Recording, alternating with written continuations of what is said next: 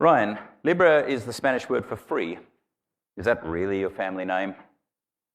I was not born with the last name Libre, and in fact, my real last name is a secret. It's quite important for the work I do, but I changed my last name when I went in 1999 to Cuba Libre, and I rode my bike around the country for 5 weeks, and when I came home, then I just kind of had an epiphany and changed my name to Libre, which not only means free, but it also means available, not having to do with money, and it can mean unmarried as well.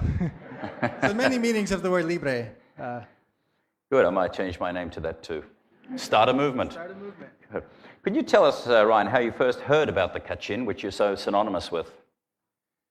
It started out in Chiang Mai at the Pun Pun Organic Farm. One day they told me there would be many Burmese students coming to study. And I went up and introduced myself to one of them and said, "Hello, you must be one of the Burmese students." And she looked me in the eye and said, "I'm not Burmese, I'm Kachin." So I became quite interested and asked her to tell me more about the Kachin.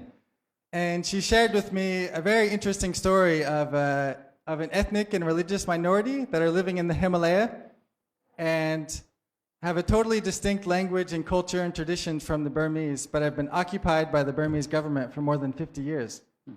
So how did you end up going there for the first time? How did that come about?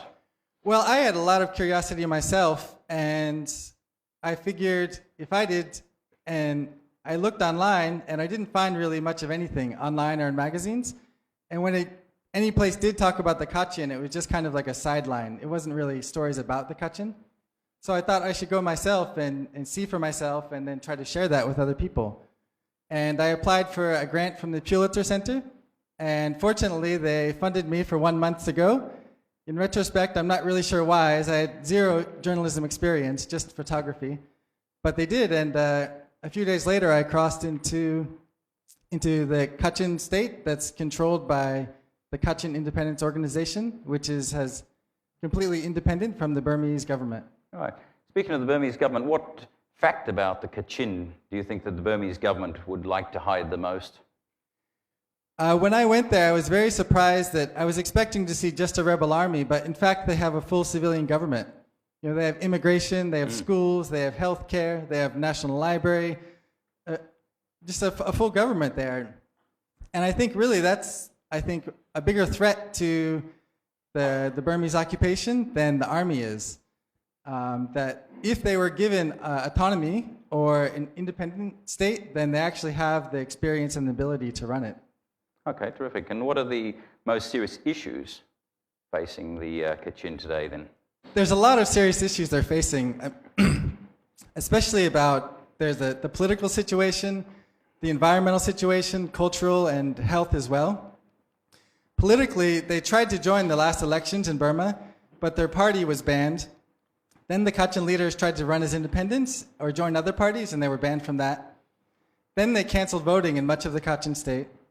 Then they said no campaigning related to like state rights or federal system is allowed.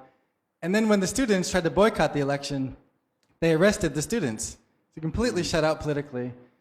Environmentally, the Kachin is a very rich resource state. They have plenty of things to provide for themselves for many generations to come, including jade, gold, timber, and a lot of hydropower potential. But as it is now, a lot of the Burmese and the Chinese are coming and taking all of the resources by bribing the Burmese government.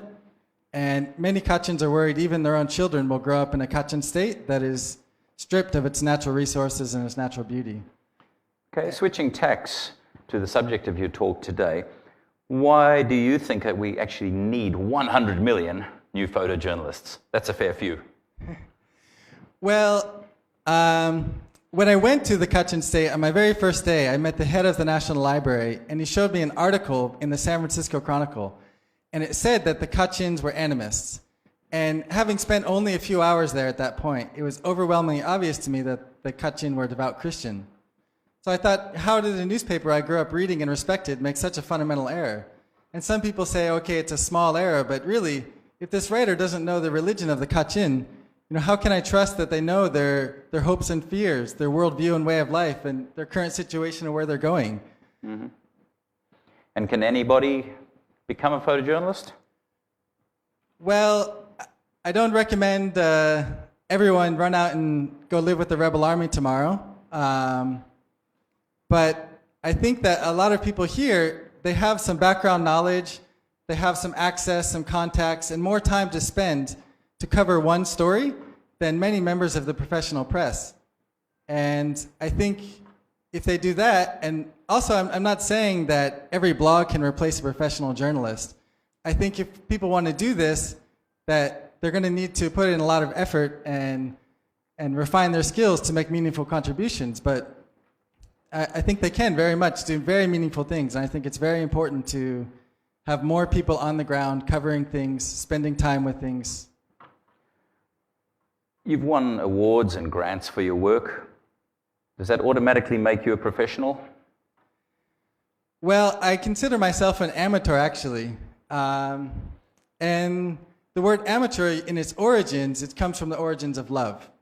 And 100 years ago, in the world of photography, if you called someone an amateur, that was the highest compliment. And a professional was just kind of thought of someone that opened a studio and clicked portraits, next. So somehow in the modern material world, these things have been really switched upside down, and people think that professional is synonymous with quality, and amateur is someone without experience or skills. So I think that line is very gray, but I like to consider myself an amateur because my motivation does not come from money, and Well, clearly you have a very strong motivation because, as I understand it, you were a soldier before. And I know the audience today can't see what's under your sleeve, but there's actually a big tattoo of the Sanskrit word for peace under his sleeve there, which you had, I believe, before you even left the army. Yes. So how has being a soldier helped your understanding of their fight and their plight? Well, it's been very interesting because I left from the army. I went AWOL, largely because I felt like I wasn't really fighting for real freedoms. I was fighting to control other people's governments and resources, not my own.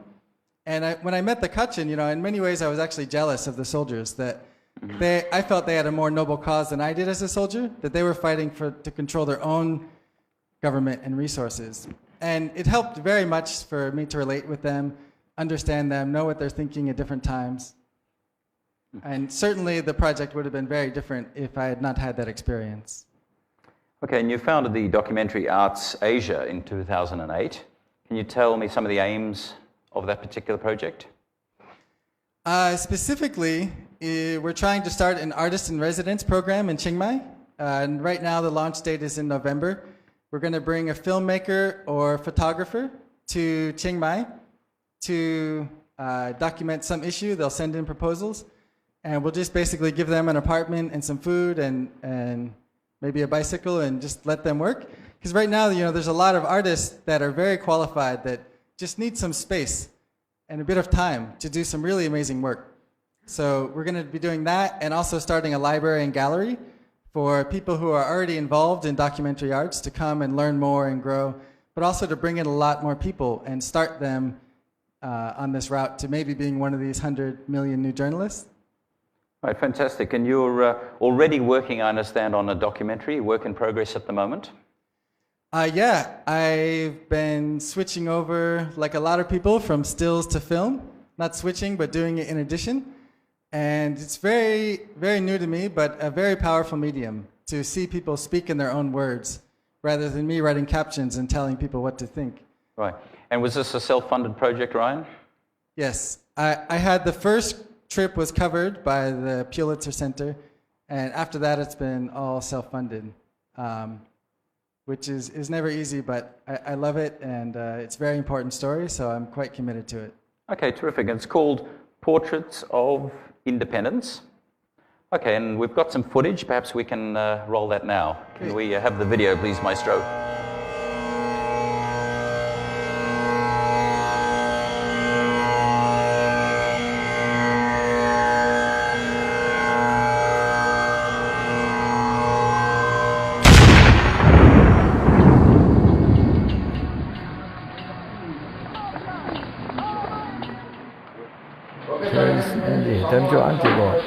安且电完的蓝塔300年就过。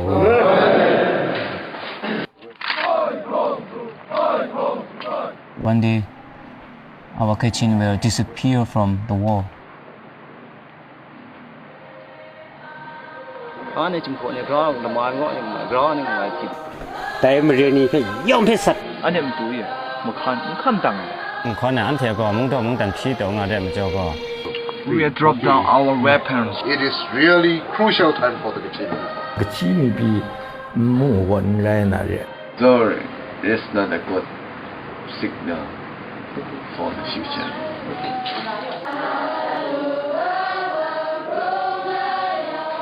The Chincharian need to speak only Burmese.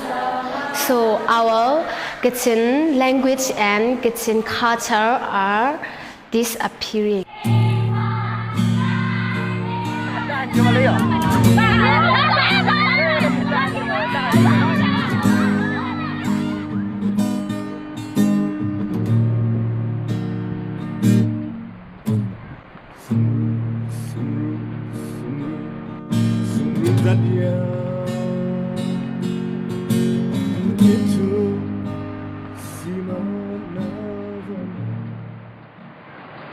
That is the reality of the Kachin people today.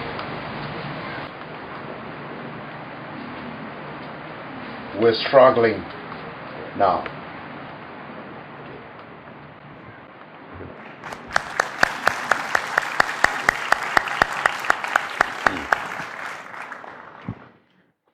And one last question. What is your greatest hope for the Kachin people? Well, one of my nicknames is the chronic optimist, and well, not everyone thinks it's possible. I can imagine one day that they have an independent country. And some people say, well, why? They're only 1 million people, but in the very recent history, there's East Timor that was many similarities with East Timor. Ethnic and religious minority controlled by, occupied by a big military dictatorship. And they got independence, and they're an independent country now. And it's going to take a lot of work from a lot of people if anything like that ever happens, but that would be my greatest dream. Very good.